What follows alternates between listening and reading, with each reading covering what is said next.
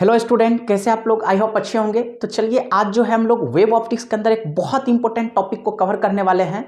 Topic का नाम है comparison of intensities at maxima and minima. ये बहुत ही ज्यादा इंटरेस्टिंग टॉपिक है।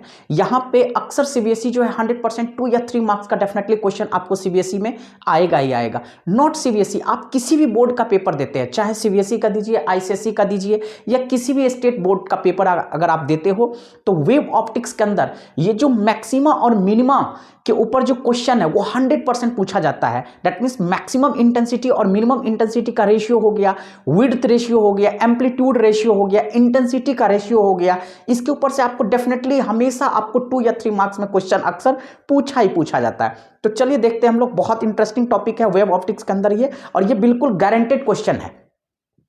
तो वीडियो के अंत तक आप जरूर बने रहिएगा। डेफिनेटली आज का वीडियो अगर आपने देख लिया तो 100% सोच लो कि आपको बोर्ड में 3 मार्क्स डेफिनेटली आपके पैकेट में आ गया। मतलब आपने आज का वीडियो देखा तो 3 मार्क्स डेफिनेटली आपको बोर्ड में सोच लो आ गया। यानी कि 3 मार्क्स आपका गारंटेड आपको आना ही आना है, ये आपका कहीं नहीं रुकेगा। 100% 3 मार्क्स आज का वीडियो देखने के बाद आप बिल्कुल बोर्ड में ले आओगे। तो चलिए देखते हैं क्या होता है comparison of intensities at maxima and minima. मान लेते हैं हमारे पास कोई 2 डिफरेंट लाइट का सोर्स है। हमारे पास क्या है? 2 डिफरेंट लाइट का सोर्स है। तो ऑब्वियसली हर सोर्स क्या करेगा? अलग अलग एम्पलीट्यूड के वेव को क्या करेगा? रिलीज करेगा। तो जो भी सोर्स है वहां से जो वेव रिलीज होगा उसका एम्पलीट्यूड अलग होगा, उसका इंटेंसिटी अलग होगा। तो उसी को मैंने यहां पे रिटन फॉर्मेट में लिखा हूं कि let A1 and A2 be the amplitudes and I1 and I2 be the intensities of light waves from 2 different sources. यानी कि हमारे पास 2 अलग अलग सोर्सेस है और इस दोनों सोर्सेस से जो लाइट वेव्स निकल रहा है वो अलग अलग एम्पलीट्यूड के साथ निकल रहा है और अलग अलग इंटेंसिटीज के साथ निकल रहा है। तो वेरी सिंपल, जैसा कि आप लोग जानते हो, हम यहां पे लिख सकते हैं as we know that. WKT का मतलब क्या होता है? We know date. ऑलरेडी हम लोग जानते हैं जो इंटेंसिटी होता है वो डायरेक्टली प्रोपोर्शनल टू क्या होता है? एम्पलीट्यूड के स्क्वायर का होता है। तो अगर फर्स्ट यानी कि पहला सोर्स जो A1 एम्पलीट्यूड को रिलीज कर रहा है और जिसका इंटेंसिटी भी I1 है, तो हम इजीली लिख सकते हैं, सिंपली आप समझिए, पहले इंटेंसिटी एम्पलीट्यूड के स्क्वायर का डायरेक्टली प्रोपोर्शनल होता है। Very simple. तो अगर मैं इसको ओपन करूंगा तो यहां पे कांस्टेंट टर्म से एलिमिनेट कर देंगे, इस प्रोपोर्शनलिटी को हटाने के लिए कांस्टेंट टर्म लेंगे, KA² हो जाएगा। तो इंटेंसिटी का जो एक्सप्रेशन आ गया वो हमारे पास क्या आ गया? KA²। तो वेरी सिंपल, अगर हम पहले सोर्स से जो लाइट वेव रिलीज हो रहा है उसका एम्पलीट्यूड क्या होगा? तो वेरी सिंपल, हम लिख सकते हैं I1 directly proportional to A1²। This implies I1 is equal to, हम क्या लिख सकते हैं? KA1²। Very simple.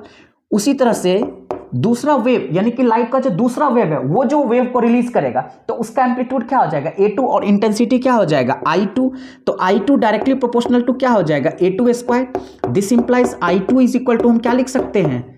KA2²। Very simple. अब यहां से देखिए, अगर हम इंटेंसिटी का रेशियो फाइंड आउट करें तो वेरी सिंपल, हम लिखते हैं यहां पे ratio of intensities. Ratio of intensities,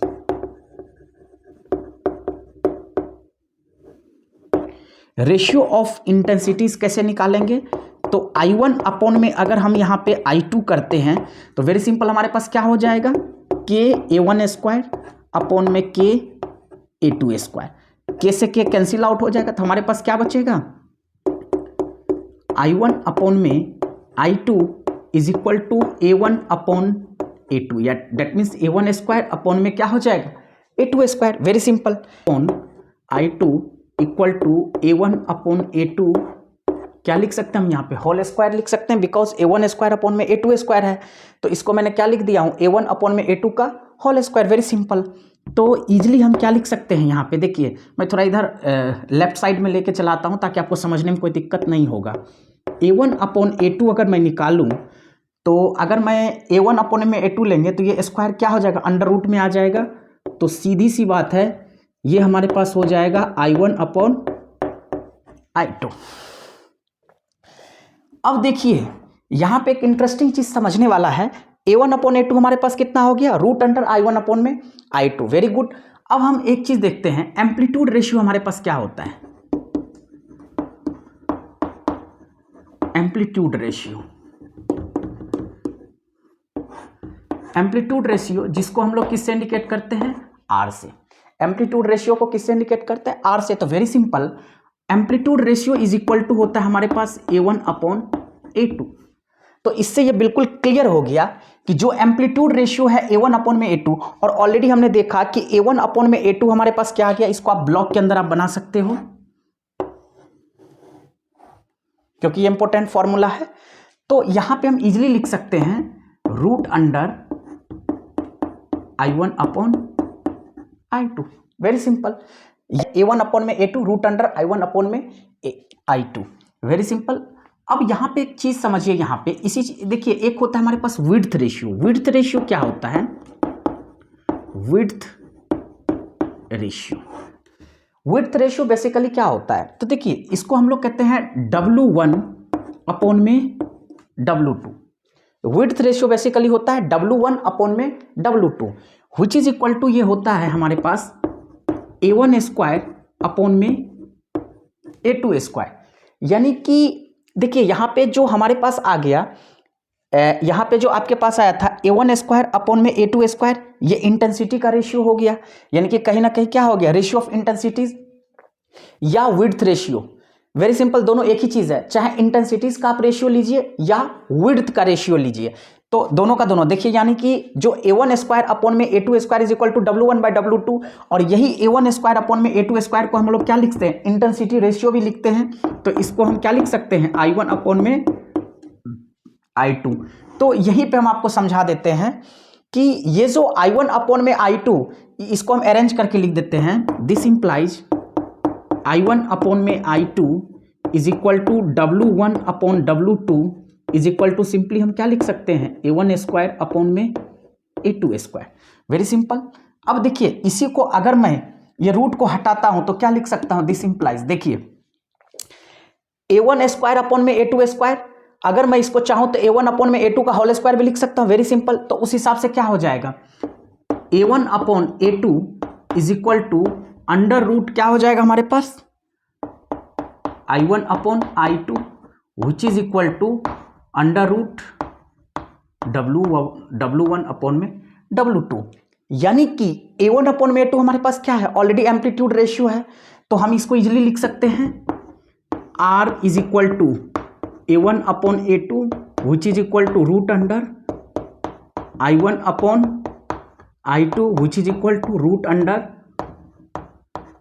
W1 upon में W2। ये बहुत ही ज्यादा इंपॉर्टेंट क्वेश्चन है क्योंकि सारा गेम इसी फॉर्मूला के ऊपर है।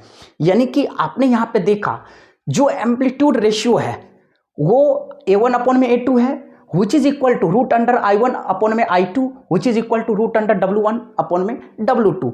यानी कि जो एम्पलीट्यूड रेशियो है वो square root of intensity ratio के बराबर होता है, और जो एम्पलीट्यूड रेशियो है वो हमारे पास under root square root of width ratio के भी इक्वल है। यानी कि अगर आपको विड्थ रेशियो निकालना है और एम्पलीट्यूड रेशियो निकालना है या फिर इंटेंसिटीज रेशियो निकालना है तो आपको ये रिलेशन बहुत ही ज्यादा इंपॉर्टेंट रोल प्ले करेगा। तो आप इसको क्या देखा, amplitude ratio, intensity ratio, width ratio, इन सारे चीज के बीच में हमने रिलेशन देखा। अब हमें एक्चुअली क्या कंपेयर करना है, मैक्सिमा और मिनिमा। तो देखिए दो वेव है, तो दोनों वेव का मैक्सिमा क्या होगा, यानी कि दोनों का जो एम्पलीट्यूड है आपस में सुपर इंपोज करेगा, और मिनिमा है तो यानी कि अगर मैक्सिमा है तो दोनों का एम्पलीट्यूड ऐड हो जाएगा, मिनिमा है तो माइनस हो जाएगा। तो बहुत ही सिंपल, इस मैक्सिमम इंटेंसिटी लेंगे तो दोनों वेव का जो एम्पलीट्यूड है वो क्या हो जाएगा, सुपर इंपोज हो जाएगा, ऐड हो जाएगा। तो वेरी सिंपल, हम कैसे लिख सकते हैं, I maximum is equal to क्या हो जाएगा, A1 प्लस A2 का होल स्क्वायर, और वहीं पे जब हम I मिनिमम लेंगे तो ये क्या हो जाएगा, A1 माइनस A2 का होल स्क्वायर। Very simple. और ऑलरेडी अभी तुरंत आपने देखा कि जो एम्पलीट्यूड रेशियो है R इज इक्वल टू क्या है, A1 अपॉन में A2। Very simple. तो हम यहाँ पे क्या करेंगे, अगर हम यहाँ पे मैक्सिमा और मिनिमा का रेशियो लेंगे तो I maximum upon I minimum जो हो जाएगा वो क्या हो जाएगा हमारे पास, A1 प्लस A2 का स्क्वायर अपॉन क्या हो जाएगा, A1 माइनस A2 का स्क्वायर। Very simple. आप इसको चाहो तो ऐसे भी लिख सकते हो, A1 plus A2, sorry direct लिख देता हूं, अपॉन A1 माइनस A2, इसको आप हटा दीजिए। इसका स्क्वायर हो गया हमारे पास, कहीं कोई दिक्कत वाली बात ही नहीं। तो दिस इम्प्लाइज जो हमारे पास आया आई मैक्सिमम और आई मिनिमम का रेशियो वो हमारे पास कुछ इस तरीके से बना। डायरेक्ट आप इसको लिख सकते हो, very simple, a1 plus a2 upon a1 minus a2 का होल स्क्वायर। एक तो रिलेशनशिप हमारे पास ये आ गया, इसमें कहीं कोई दिक्कत नहीं। या हम इसी एक्सप्रेशन को चाहे तो एम्पलीट्यूड रेशियो में भी कन्वर्ट कर सकते हैं, क्योंकि एम्पलीट्यूड रेशियो क्या है हमारे पास, a1 अपॉन में a2। Very simple. अब देखिए इसी एक्सप्रेशन को मैं फर्दर कैसे लिख सकता हूं, तो I maximum upon I minimum is equal to क्या लिख सकते हैं, देखिए आर इज इक्वल टू हमारे पास क्या है, a1 बाई a2। तो जहां पे a1 प्लस a2 का होल स्क्वायर है तो हम इसको क्या लिख सकते हैं, देखिए a1 अपॉन में a2 प्लस 1 का स्क्वायर अपॉन क्या लिख सकते हैं, a1 अपॉन a2 माइनस 1 का स्क्वायर। अब देखिए इसी एक्सप्रेशन को कुछ हम इस तरीके से लिख सकते हैं, कहो कैसे। देखिए अगर मैं a1 अपॉन में a2 लिखा हूं तो अगर आप इसका एलसीएम लोगे तो a1 प्लस a2 अपॉन में a2 और यहाँ पे हो जाएगा a1 माइनस a2 अपॉन में a2। तो जब आप इसका स्क्वायर करोगे तो ये a2 यहाँ पे डिनोमिनेटर में है और ये यहाँ पे ये ऊपर चला जाएगा, यानी कि a2 कैंसिल आउट हो गया। तो हमारे पास जो एक्सप्रेशन बचेगा वो तो सिंपल बचेगा a1 प्लस a2 और यहाँ पे a1 माइनस a2, यानी कि a1 प्लस a2 का जो स्क्वायर है उसी चीज़ को हम इस तरीके से लिख सकते हैं और a1 माइनस a2 का जो स्क्वायर है उसको हम फर्दर इस तरीके से लिख सकते हैं। तो ये एक्सप्रेशन हमारे पास किसके फॉर्मेट में आ गया, कहते हैं r प्लस 1 का स्क्वायर और अपॉन में a1 अपॉन में a2 हो जाएगा r माइनस 1 का स्क्वायर। Very simple. तो इसी चीज़ को हम डायरेक्ट यहाँ पे लिख सकते हैं, I maximum upon I minimum is equal to r plus 1 का स्क्वायर और अपॉन में r माइनस 1 का स्क्वायर। ये बहुत ही ज़्यादा इंपॉर्टेंट रिलेशन है, इस पे खूब सारे क्वेश्चंस पूछे जाते हैं, तो आपको सिंपल ध्यान में रखना है। देखिए क्या हमारे पास रिलेशन निकल गया, वेरी सिंपल। क्या रिलेशन हमारे पास निकल गया, क्या रिलेशन निकल गया, अगर हमें मैक्सिमम इंटेंसिटी और मिनिमम इंटेंसिटी का रेशियो चाहिए तो हम इसको r प्लस 1 का स्क्वायर अपॉन में r माइनस 1 का स्क्वायर लिख सकते हैं, या इसी चीज को हम क्या लिख सकते हैं, आई मैक्सिमम अपॉन में I minimum is equal to a1 plus a2 का स्क्वायर, a1 माइनस a2 का स्क्वायर। हम यहाँ पे फर्दर लिख देते हैं, I maximum upon I minimum का अगर आपको रेशियो चाहिए, अगर एम्पलीट्यूड के केस में चाहिए तो बहुत ही सिंपल आप लिख सकते हो a1 प्लस a2 का square upon a1 minus a2 का स्क्वायर। Very simple. और अगर यही चीज आपको, ठीक है, आई मैक्सिमम अपॉन में आई मिनिमम का रेशियो चाहिए एम्पलीट्यूड के केस में तो a1 प्लस a2 का स्क्वायर अपॉन में a1 माइनस a2 का स्क्वायर हो जाएगा। लेकिन वहीं पे मैक्सिमम इंटेंसिटी और मिनिमम इंटेंसिटी का रेशियो अगर एम्पलीट्यूड रेशियो के फॉर्मेट में चाहिए, क्योंकि r हमारे पास क्या है एम्पलीट्यूड रेशियो, तो हो जाएगा r प्लस 1 का स्क्वायर r माइनस 1 का स्क्वायर। अब हमने ये आपको करके दिखाया हूं कि r प्लस 1 का स्क्वायर r माइनस 1 का स्क्वायर कैसे आया, तो बहुत ही सिंपल। आई होप आपको बहुत अच्छे से समझ में आ गया। देखिए कुछ नहीं करना, आई मैक्सिमम क्या है हमारे पास a1 प्लस a2 का होल स्क्वायर, आई मिनिमम क्या है a1 माइनस a2 का स्क्वायर। बहुत ही सिंपल, दोनों को मैंने रेशियो ले लिया हूं, आराम से इजीली हम इसको इस तरीके से लिख सकते हैं। वेरी सिंपल, कोई दिक्कत वाली बात नहीं है। तो बस सिंपल सी बात है कि a1 प्लस a2 जो है इसी को हम लिख सकते हैं a1 अपॉन में a2 प्लस 1 का होल स्क्वायर। Very simple. और जो a1 माइनस a2 है उसको a1 अपॉन में a2 माइनस 1 का होल स्क्वायर, खत्म कहानी। तो a1 अपॉन में a2 क्या होता है हमारे पास एम्पलीट्यूड रेशियो होता है। तो बस इसी एम्पलीट्यूड रेशियो को हमने किसमें, यानी कि यहाँ जो एम्पलीट्यूड के फॉर्मेट में दे रखा है उसी को हमने किसके फॉर्मेट में कन्वर्ट कर दिया हूँ, एम्पलीट्यूड रेशियो के फॉर्मेट में कन्वर्ट कर दिया हूँ। तो that depends on the data. Very simple. अब इस सिंपल दो क्वेश्चन जो है मैक्सिमम और मिनिमम इंटेंसिटी के रेशियो के ऊपर हमने यहाँ पे क्वेश्चन दिया हूँ, एम्पलीट्यूड रेशियो, यानी कि अभी जितने भी चीज़ देखे amplitude ratio, intensity ratio, width ratio, maximum और मिनिमम इंटेंसिटी के रेशियो के ऊपर, उन सारे के ऊपर अभी हम आपको क्वेश्चन के जरिए बहुत अच्छे से कॉन्सेप्ट को आपको समझ में आ जाएगा। तो देखिए पहला क्वेश्चन हम लोग देखते हैं। ये क्वेश्चन क्या कह रखा है, क्वेश्चन कह रहा है कि what is the ratio of slit width, यानी कि यहाँ पे क्या करना है, स्लिट का जो विड्थ का रेशियो है वो मुझे फाइंड आउट करना है। कब, if the amplitudes of light waves from them have a ratio of 9:4, यानी कि इस क्वेश्चन के अंदर क्या दे रखा है, एम्पलीट्यूड का रेशियो दे रखा है और हमें क्या निकालना है, स्लिट के विड्थ का रेशियो निकालना है। तो बहुत ही सिंपल, कैसे हम लोग निकालेंगे, देखिए सबसे पहले यहाँ पे क्या दे रखा है, एम्पलीट्यूड का रेशियो। तो ऑलरेडी हम लोग जानते हैं एम्पलीट्यूड रेशियो क्या होता है, r is equal to a1 upon में a2, जो कि हमारे पास क्या दे रखा है 9/4। Very simple.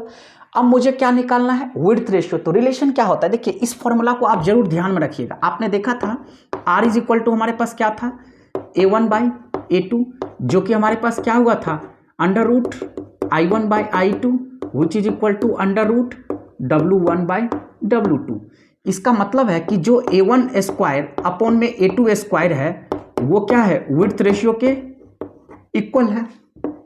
क्या है हमारे पास, विड्थ रेशियो के इक्वल है। Very simple. तो मुझे क्या निकालना है, विड्थ रेशियो। तो कैसे निकालेंगे, बहुत ही सिंपल। ऑलरेडी देखिए एम्पलीट्यूड रेशियो यानी कि आर हमारे पास A1 अपॉन में A2, तो किस रिलेशन को यूज करेंगे, डायरेक्ट हम इस रिलेशन को यूज करेंगे तो मेरा काम हो जाएगा। यानी कि हम लिखेंगे वी नो डेट, आप क्या जानते हो, एम्पलीट्यूड रेशियो ऑलरेडी हम जानते हैं A1 अपॉन में A2 इज इक्वल टू क्या होता है, रूट अंडर W1 अपॉन में W2। Very simple. आपको यहाँ पे एम्पलीट्यूड रेशियो कितना दे रखा है, 9:4, तो 9/4 equal to root under W1/W2। Very simple. तो दिस इंप्लाइज हमें क्या निकालना, width ratio, squaring on both side कर देंगे तो ये हमारे पास कितना हो जाएगा, ये हमारे पास कितना हो जाएगा, width ratio. Very simple. Width ratio हमारे पास क्या हो जाएगा, 9/4 का स्क्वायर इज इक्वल टू हमारे पास क्या हो जाएगा, W1/W2। Very simple. तो हमारे पास जो विड्थ रेशियो निकलेगा W1/W2 वो हमारे पास क्या हो जाएगा, 9 9 जा 81 अपॉन में 4 4 जा 16। Very simple.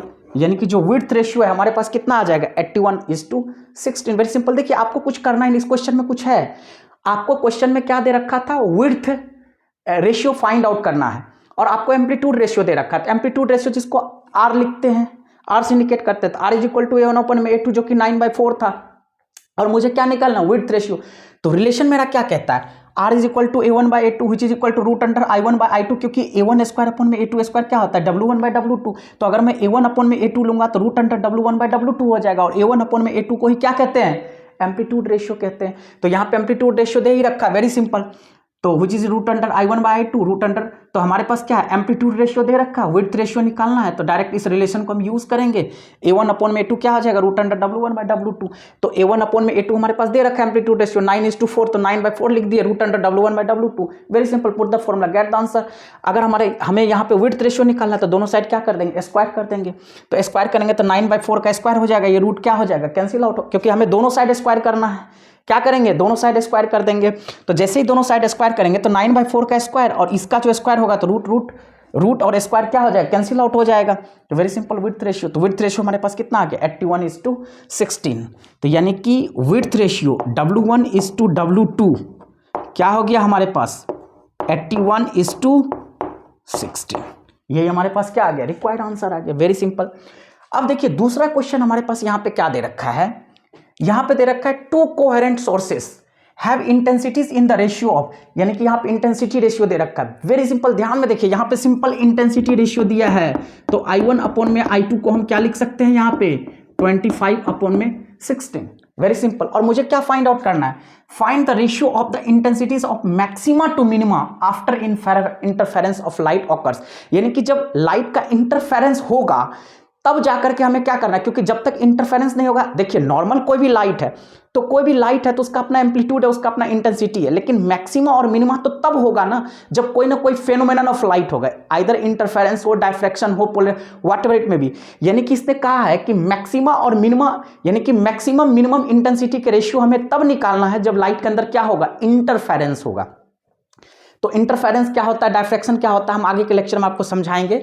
अभी फिलहाल आप समझिए कि मैक्सिमम और मिनिमम इंटेंसिटी का हमें क्या निकालना है, रेशियो निकालना है। That means I maximum upon I minimum का रेशियो निकालना है, तब जब हमें क्या दे रखा है, सिर्फ इंटेंसिटी का रेशियो दे रखा है। तो मुझे क्या यहां पे फाइंड आउट करना है, I maximum upon I minimum. Very simple. और इसका फॉर्मूला हमारे पास होता क्या है, इसका फॉर्मूला हम लोगों ने देखा सिर्फ A1 प्लस A2 का होल स्क्वायर अपॉन में A1 माइनस A2 का होल स्क्वायर, या इसी चीज को आप क्या लिख सकते हो, R प्लस 1 का स्क्वायर, या अपॉन में लिख सकते हैं R माइनस 1 का स्क्वायर। यही फॉर्मूला आपने देखा, मैक्सिमम अपॉन मिनिमम इंटेंसिटी का रेशियो। तो हमें क्या चाहिए, या तो A1 A2 मिल जाए तो काम बन जाएगा, या R मिल जाए। तो R हम निकालेंगे तो R इज इक्वल टू तो ऑलरेडी होता है, R होता क्या है, A1 अपॉन में A2। Very simple. तो अगर मुझे A1 और A2 मिल गया तो हमें R निकालने की कोई रिक्वायरमेंट ही नहीं, हम डायरेक्ट इसी फॉर्मूला से निकाल लेंगे। Very simple. तो अब हमारे पास क्या दे रखा है, इंटेंसिटी रेशियो। और अभी तुरंत देखिए दूसरे क्वेश्चन में ही मैंने समझाया हूं आपको कि जो A1 अपॉन में A2 होता है वो रूट अंडर I1 अपॉन में I2 के बराबर होता है। तो बहुत ही सिंपल, डायरेक्ट हमारे पास निकल गया amplitude ratio A1 upon A2 is equal to under root क्या हो जाएगा हमारे पास 25 अपॉन 16, जो कि हो जाएगा 5/4, जो कि हमारे पास कितना हो जाएगा 5/4। तो very simple, A1 upon A2 हमारे पास कितना आ गया 5/4। तो आप ये बताइए, अगर आपको एम्पलीट्यूड रेशियो मिल गया, दैट मीन्स A1 और A2 दोनों मिल गया, तो डायरेक्टली आप क्या कर सकते हो, मैक्सिमम मिनिमम इंटेंसिटी का रेशियो इजीली फाइंड आउट कर सकते हो। तो I maximum upon I minimum direct हमारे पास क्या हो जाएगा A1 प्लस A2 का स्क्वायर। आपको फॉर्मूला में दे रखा है, A1 हमारे पास कितना हो गया, A1 हमारे पास 5 हो गया और A2 हमारे पास कितना हो गया 4। A1 by A2 is equal to 5/4, that means A1 is equal to 5 और A2 इज इक्वल टू क्या हो गया 4। बहुत ही सिंपल। तो हमारे पास क्या है formula, I maximum upon I minimum का इंटेंसिटी का रेशियो क्या होता है A1 प्लस A2 का स्क्वायर अपॉन में A1 माइनस A2 का square. Put the formula, get the answer. बहुत ही simple, A1 plus A2 that means 5 plus 4 क्या हो जाएगा 9 का स्क्वायर डिवाइडेड बाय क्या हो जाएगा 5 माइनस 4 क्या हो जाएगा 1 का स्क्वायर। तो सीधे ये क्या हो जाएगा 81 अपॉन 1। तो इसका मतलब क्या है I maximum upon I minimum, हमारे पास कितना आ गया ये 81/1। इसका मतलब है कि ये जो रेशियो आ गया वो आ गया 81:1। ये हमारे पास आंसर आ गया। वेरी सिंपल, हम यहाँ पे लिख सकते हैं। तो इस क्वेश्चन में हमने कैसे क्लिक किया, देखिए बहुत ही सिंपल। ध्यान देना है कि सबसे पहले कौन सा रेशियो आपको दिया हुआ है। इस क्वेश्चन के अंदर इंटेंसिटी का रेशियो दिया हुआ है, मैंने I1/I2 लिख दिया 25/16, 25/16। मुझे क्या निकालना था, मैक्सिमा और मिनिमा इंटेंसिटी का रेशियो, यानी कि I मैक्सिमम अपॉन में I मिनिमम। उसका फॉर्मूला होता है A1 प्लस A2 का square upon A1 minus A2 का स्क्वायर, या हम लिख सकते हैं R प्लस 1 का स्क्वायर अपॉन R माइनस 1 का स्क्वायर। अगर मुझे डायरेक्ट R दिया रहता, एम्पलीट्यूड रेशियो डायरेक्ट दिया रहता, तो हम इस फॉर्मूला के जरिए निकाल सकते थे, लेकिन हमारे पास दे रखा इंटेंसिटी का रेशियो। अब इंटेंसिटी के रेशियो से हम एम्पलीट्यूड रेशियो को कैसे फाइंड आउट करेंगे, तो उसके लिए हम इस रिलेशन को यूज करेंगे, क्योंकि R is equal to A1 upon में A2 रूट अंडर I1/I2 होता है। Very simple. तो इस रिलेशन को हम यूज करके क्या लिख सकते हैं, A1 अपॉन में A2 is equal to root under I1/I2। Very simple. तो रूट अंडर 25/16 ओपन करेंगे, 5 बाय क्या आ जाएगा 4, क्योंकि 25 का स्क्वायर रूट 5 और 16 का स्क्वायर रूट 4। तो इसका मतलब है A1 अपॉन में A2 आ गया 5/4, A1 अपॉन में A2 क्या आ गया 5/4। इसका मतलब A1 हमारे पास कितना के बराबर है 5 के बराबर, A2 4 के बराबर। तो I maximum upon I minimum के जगह क्या लिखेंगे A1 प्लस A2। तो A1 हमारे पास 5 और A2 4, तो 5 प्लस 4 9 का स्क्वायर 81, और यहाँ पे 5 माइनस 4 1 का स्क्वायर 1, तो 81:1 आ गया। तो I maximum upon I minimum का जो रेशियो आ गया वो 81:1 आ गया। तो वेरी सिंपल, मेरे ख्याल से इस टाइप के क्वेश्चन को समझने में कोई दिक्कत नहीं होगी आपको, और इसके ऊपर कोशिश कीजिए कुछ ज़्यादा न्यूमेरिकल को प्रैक्टिस करने के लिए, ताकि आपका कॉन्सेप्ट और अच्छे से क्लियर हो जाए। और आज का जो लेक्चर है ये बहुत ही ज़्यादा इंपॉर्टेंट था, क्योंकि 100% इस टाइप का क्वेश्चन आपको बोर्ड में 3 या 2 मार्क्स में डेफिनेटली एक क्वेश्चन आएगा ही आएगा। तो बहुत ही ईजी है, put the formula get the answer. तो thank you for watching, thanks.